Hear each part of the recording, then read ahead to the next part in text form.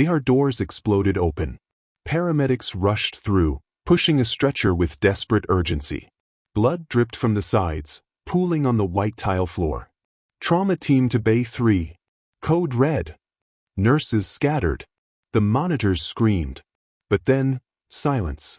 Every single person in that ER stopped cold. Because they recognized the man on that stretcher. Gage Hollister. The name that made families lock their doors at night. The criminal who'd terrorized quiet neighborhoods for years. And Dr. Wren Russell, standing just 10 feet away, felt her stomach drop. Because she knew that face better than anyone. She'd been trying to forget it for 7 years. Wren moved forward slowly, her shoes sticking to the blood spreading across the floor. Her hands trembled. Gage's eyes flickered open. Even dying, that cold stare remained. Then he saw her face, and something changed in his expression. Recognition. Then fear. His bloody lips moved, barely forming words. "You, I know you." The ER held its breath. The antique shop. Time stopped. Those 4 words confirmed what Wren had suspected for 7 years. He remembered. He knew what he'd done. And now he was asking her, the girl who'd hidden behind an oak cabinet watching her parents die, to save his life. Wren stared down at him. At the man who'd destroyed everything. Her hands balled into fists. She spoke 4 words. Clear, steady, final. "I won't operate." Chaos erupted. "What?" "Doctor, you can't. He'll die." But Wren had already turned away, her white coat swishing behind her. Behind her, Gage managed a weak, wet laugh. "You're really gonna let me die?" She didn't answer.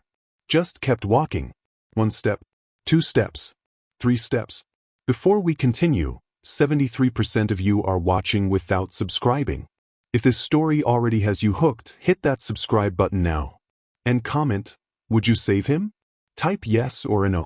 Because what happens in the next 30 seconds will test everything you believe about mercy and justice.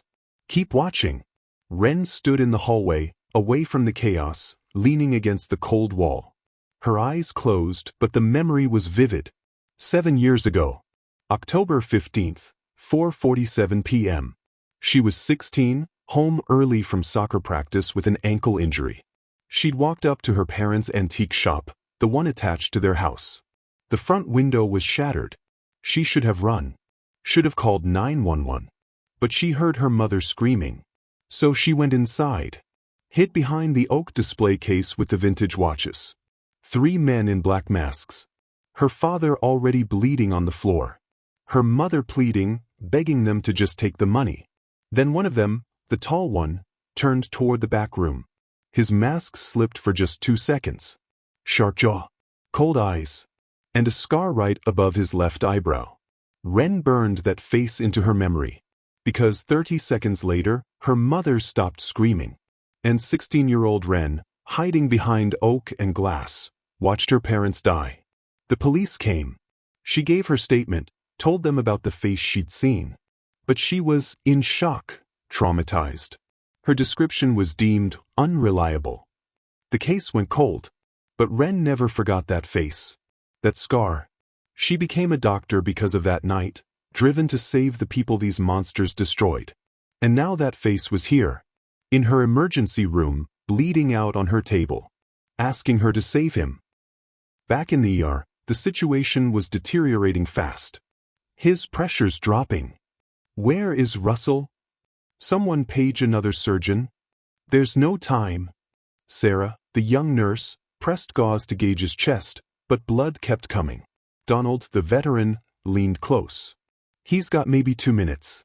Maybe. The monitor began that sound, the one that meant a body was giving up. Getting slower. Slower. In the hallway, Wren heard it. That sound of death approaching. That's good, she thought. Let him go. Let karma catch up with him. Daddy. The voice was small. Scared, barely above a whisper. Every head turned. Standing in the ER entrance was a little girl. Maybe 5 years old. Blonde pigtails. Clutching a worn stuffed bunny. Light-up sneakers blinked with each tiny step she took. Where's my daddy? She shuffled forward, her shoes squeaking on the bloody tile. Tears streamed down her face. Daddy? Why won't you answer me? She reached the stretcher. Her tiny hand found his. Daddy, wake up. Please wake up. Ren couldn't breathe, because she was seeing double, past and present crashing together. 16-year-old girl hiding behind oak. 5-year-old girl clutching a bunny. Parents bleeding on a shop floor. Father bleeding on a hospital stretcher. Different moments. Same terror. Same helplessness. The little girl looked up, her eyes, wide, blue, swimming with tears, finding Ren's. Are you the doctor? Can you help him? Please? He promised to take me to the park tomorrow. If your heart just broke right there, smash that like button. Drop a comment. Has a child ever changed your mind about something impossible? I'll read every single one. Because what Dr. Russell does next, even knowing his crimes, even knowing what he did, I still can't believe it. Time seemed to stop. Ren stared at this little girl who looked nothing like her, yet everything like her. Inside her mind, war raged. One voice screaming, he killed them. He killed your parents. He doesn't deserve mercy. Another voice, quieter, but she does. She deserves a father. Even him. A third voice, the one that sounded like her 16-year-old self, don't let another girl watch her parent die. Don't make her become you. The monitor was slowing down. Gage's hand went limp in his daughter's grip. The little girl gasped. Daddy!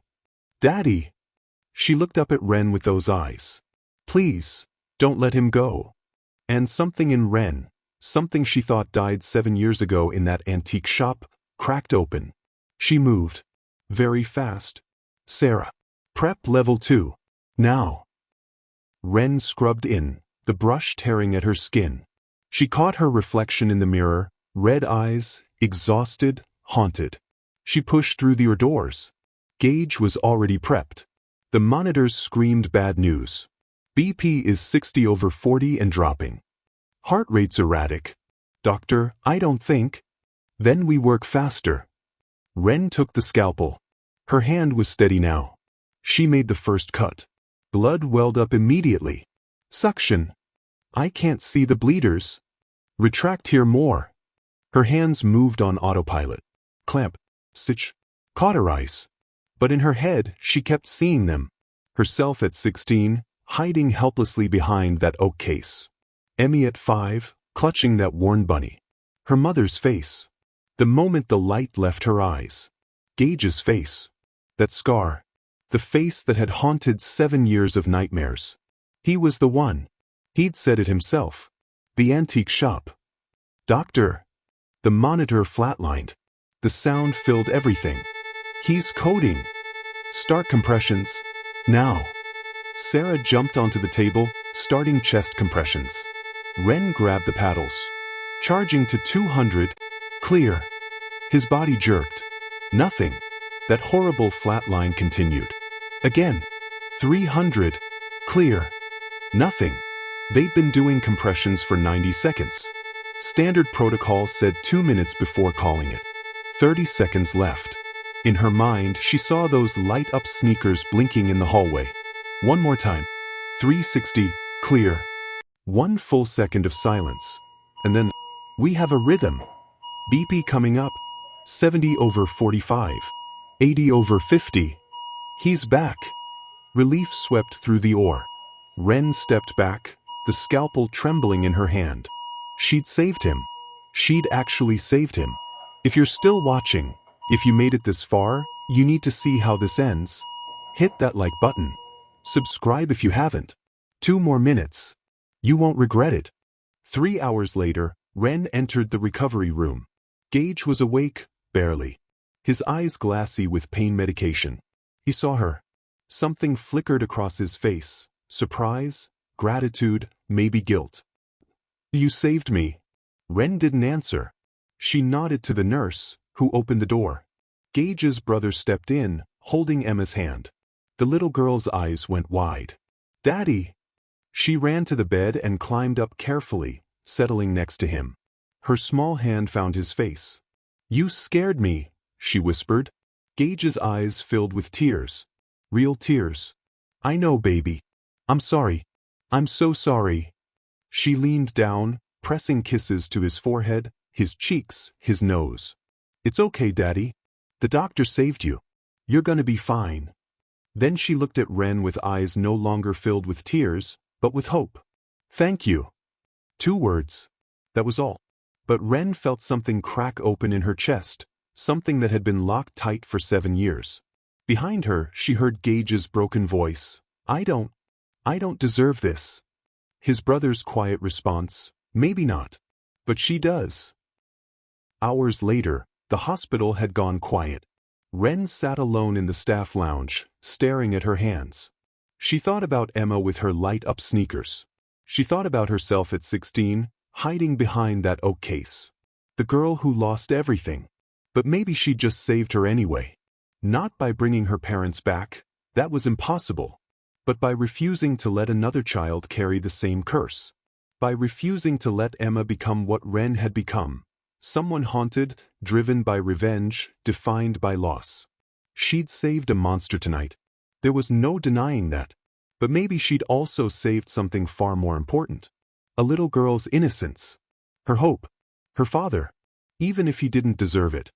"He lived," Ren whispered to the empty room. "That has to mean something." Maybe it meant mercy was stronger than justice. Maybe it meant breaking cycles instead of continuing them. Or maybe it just meant that sometimes, saving someone isn't about them at all. Dawn broke through the hospital windows. Ren walked past the recovery room one last time. Through the small window, she could see them, Gage sleeping, Emma curled up next to him clutching that bunny, his brother slumped in a chair. A broken family. But a family. Ren kept walking. She didn't know if Gage would change. Didn't know if this night would mean anything to him in the long run. But she knew one thing. That little girl went to sleep tonight with her father's heartbeat under her ear. And sometimes that's enough. So now I'm asking you. Really asking you. If you were Ren Russell, if the man who murdered your parents was bleeding out in front of you. If you'd spent 7 years becoming a doctor to save people from monsters like him, if his 5-year-old daughter walked through those doors, looking exactly like you did at 16. What would you do? Comment below. Be honest. There's no right answer. Only the one you could live with. If this story made you think, made you feel something, hit that like button. Share it with someone who needs to question their own sense of justice and mercy. Subscribe because next is another fascinating story. These stories matter. They force us to confront who we really are. I'll see you in the next one. Stay human.